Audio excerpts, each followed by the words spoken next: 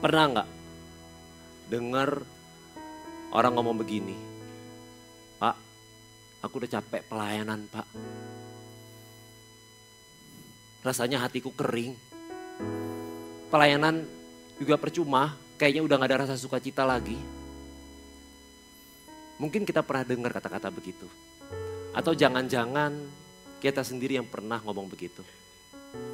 Nah pertanyaannya, kenapa bisa sampai kering? Apa Tuhan yang berubah? Kan enggak saudara. Saudara, gak ada loh ceritanya orang itu tiba-tiba mengalami kering rohani. Kemungkinan besar ada sesuatu yang dia tinggalkan yang dulu dia lakukan. Dan itu kesengajaan. Meskipun awalnya dia tidak melakukannya dengan tujuan untuk meninggalkan Tuhan. Tapi dia mulai kendor di sana. Biasanya apa? Tandanya orang itu kehilangan kasih mula-mula. Kehidupan doanya berubah. Yang namanya kasih mula-mula itu hilangnya secara perlahan demi perlahan. Saudara, kalau saudara bayangkan bencana erosi itu gak langsung saudara. Terjadi di bagian dalamnya itu perlahan demi perlahan. Sedikit demi sedikit. Lalu tahu-tahu terjadi apa? Longsor. Dan selalu kasih mula-mula itu hilang di dalam dulu. Sebelum akhirnya nampaklah di luar. Misalnya kehidupan doa kita mulai kompromi.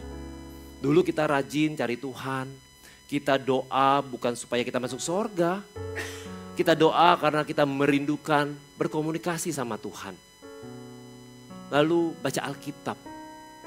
Dulu kita kepengen baca Alkitab. Karena kita pengen dengar suara Tuhan. Karena Alkitab kan surat cintanya Tuhan buat kita. Tapi momen-momen itu mulai digeser. Lama-lama nanti akan kelihatan. Kelihatan di dalam aktivitasnya di luar. Apa yang terjadi di alam rohani, dengar baik. Apa yang digeser di alam rohani akan lambat laun pasti akan bergeser juga di alam nyata. Misalnya saudara mulai bolong-bolong berdoa. Saudara sudah gak ada prioritas lagi ketemu sama Tuhan. Saudara lebih banyak bergaul dengan teman-teman. Yang mana punya teman banyak itu pun sebenarnya berkat dari Tuhan kan. Tapi ketika berkat sudah menggantikan posisi sang pemberi berkat dalam kehidupan saudara. Saudara lebih menikmati berkatnya daripada sumber berkat itu sendiri. Slot waktu yang seharusnya untuk Tuhan. Saudara singkirkan dan disingkirkan. Demi supaya saudara bersenang-senang dengan teman-teman. Kalau saudara mulai menggeser sesuatu yang antara saudara dengan Tuhan di dalam kehidupannya saudara. Cepat, lambat pasti akan kelihatan. Apa yang terjadi di dalam hati saudara yang paling dalam. Cepat lambat akan terlihat di permukaan. Kalau dulu memuji Tuhan itu bisa sambil nangis saudara. Tapi saya ngomong gini bukan berarti kita kalau nyanyi memuji Tuhan harus sambil nangis-nangis. Bukan begitu. Karena setiap orang ekspresinya berbeda. Yang saya maksud kita pernah kan mengalami yang namanya nangis terharu pada waktu kita menyembah Tuhan. Tapi sekarang menyembah Tuhan rasanya hambar. Karena memuji Tuhan juga sekedar keluar dari mulut aja. Nggak nyampe masuk ke dalam hati kita. Setiap kali kita menerima pesan Tuhan. Kalau dulu kita semua pesan firman Tuhan kita telan. Lalu kita berusaha terapin.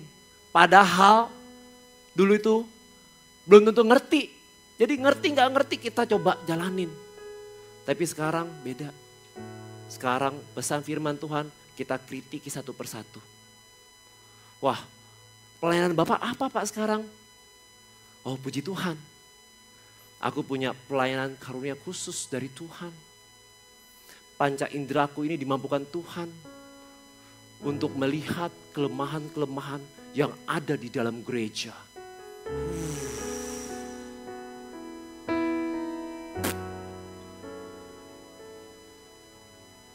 Kita jadi salah fokus. Lihat ya, ketika sesuatu di dalam saudara bergeser. Pasti akan terlihat keluar. Kalau respon hati kita, respon reaksi kita itu berubah hanya sampai lingkup gereja aja itu gak apa-apa. Masalahnya kenyataannya itu gak berhenti sampai situ. Itu akan terus saudara. lama-lama roh duniawi mulai menguasai. Oke. Kalau kita sudah disconnect sama Tuhan, terputus sama Tuhan, hati kita, dengar baik, tetap harus diisi dengan sesuatu. Pasti kalau kasih Tuhan sudah digeser sama saudara, tidak lagi menjadi segala-galanya dalam hati saudara. Kita pasti jadi kedagingan. Dan mengisinya dengan sesuatu yang memuaskan hawa nafsunya dalam hidup kita. Fix saudara, pasti itu 100%. Ketika kasih itu mulai digeser, saya yakin dosa akan mengisi dan bertambah. Nggak bisa enggak. Kita nggak bisa melayani dua Tuhan. Ketika kita tinggalkan satu Tuhan, Tuhan lainnya yang sebenarnya saudara nggak undang dalam kehidupan saudara, itu akan tetap masuk dalam hidup saudara. Makanya kehilangan kasih mula-mula itu sebenarnya lebih bahaya daripada yang kita kira. Terjadinya pelan-pelan. Tapi sekali kita merosot, sulit untuk merangkak naik. Sekali kita merosot, sulit untuk kita mendaki ulang. Tahu-tahu kita sudah berada di bawah, terjatuh dan terpuruk. Hari ini dengar baik saudara. Bukan kebetulan kalau saudara mendengar firman pada sore hari ini. Mau gak kita rendahkan hati kita? Minta Tuhan tata kembali kasih kita. Karena kalau kasih kita itu beres, saya yakin dan percaya hidup kita juga akan dibereskan kembali. Kasih tepuk tangan yang paling meriah buat